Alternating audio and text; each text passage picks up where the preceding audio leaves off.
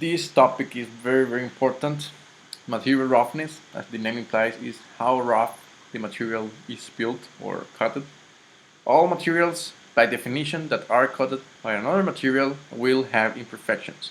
So it's impossible to have a very, let's say, smooth or perfectly smooth material, because by the more microscopic you go, you will find many, let's say, imperfections on the material.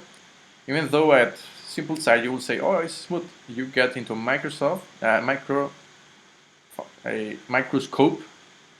you can check this out, all the imperfections, and this will create a non-uniform surface. For example, here you have high, then low, and low, and high, low, blah blah blah. So you have a mean line.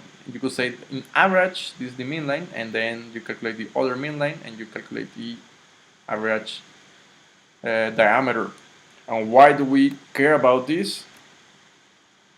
Well, imagine you're a fluid, and you crash here, and then you need to move here, and then you start here, and you get a little bit, you start gaining speed, and then you crash once again, and then you go here, you go perfect, each time gaining more speed, and crash again. All those crashes mean friction loss. And what does friction loss mean? Essentially, we're losing energy because of the pure essence of having a material roughness. And as I told you before, it is impossible to find a very perfect smooth material. So every pipe material, by definition, will have a roughness and therefore a friction loss. Of course, there are plenty ways to calculate the material roughness, how rough, how many imperfections the material has. We're not going to study that. Actually, if you really want to do it, will be get the mean line and then get all the standard deviations, so how much high, up, and so on. And you will probably do an integral. This is a, let's say, sum or addition, but actually you will do an integral to know each material by its, let's say, interval. And then you will get the material roughness. Or you can do it by computer, of course it's easier, and you get this right here, and done.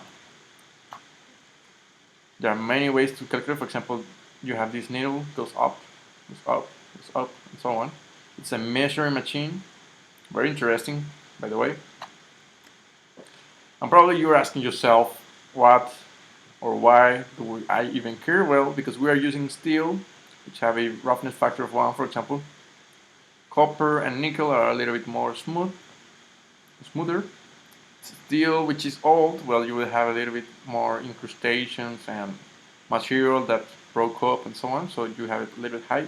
And steel, which is fall, what is fall is essentially materials that deposit in the wall, because, for example, so one of the benefits of your premium membership is that you can get Excel sheets, Word documents, and even some slideshows.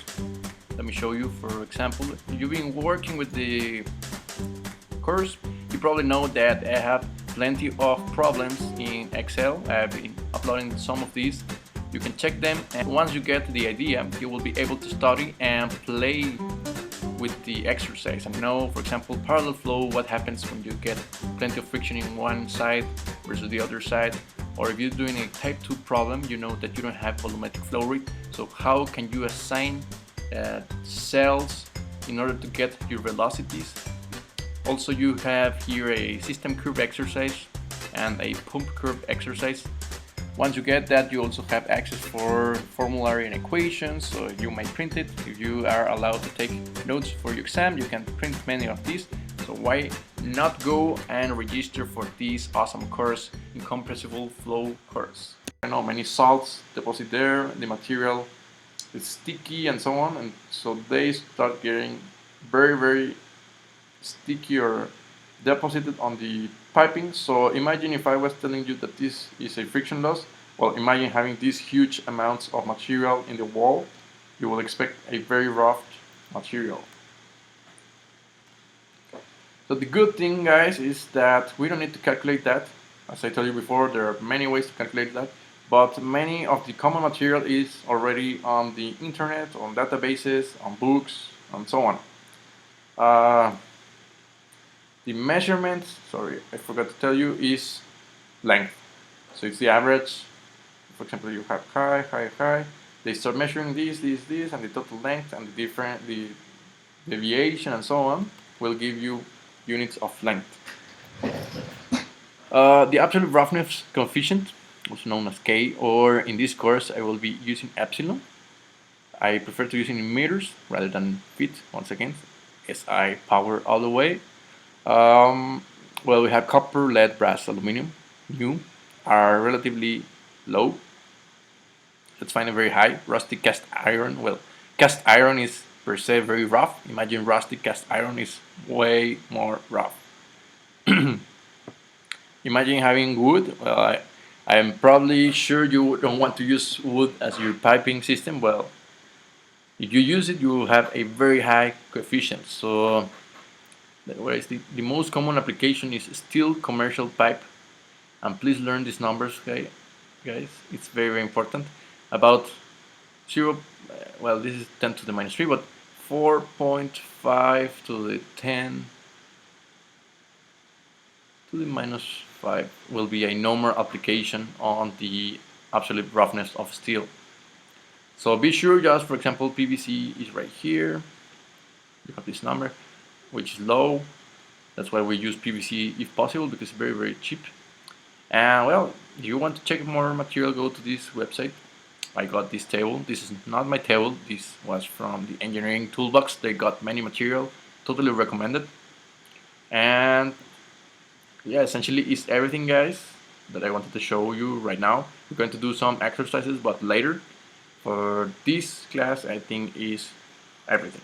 This was a free preview. You want to get full access, go to my incompressible flow course. The link is in the description of the video.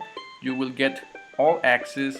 Not only that, you get a very straightforward, user-friendly interface. So for instance, you were analyzing or studying pumps, you have it here, the pump block, and then you have the sections. If you were, for example, studying the types of pumps, you can go here, and you have all the classes right here. Not to mention that you also have introduction and conclusion of every one of these. So for instance, if you were studying positive displacement pumps, the video is right here. If you were studying positive displacement pumps in rotatory and reciprocal are also included here. Centrifugal pumps, which is a very important topic in this course, you have it right here.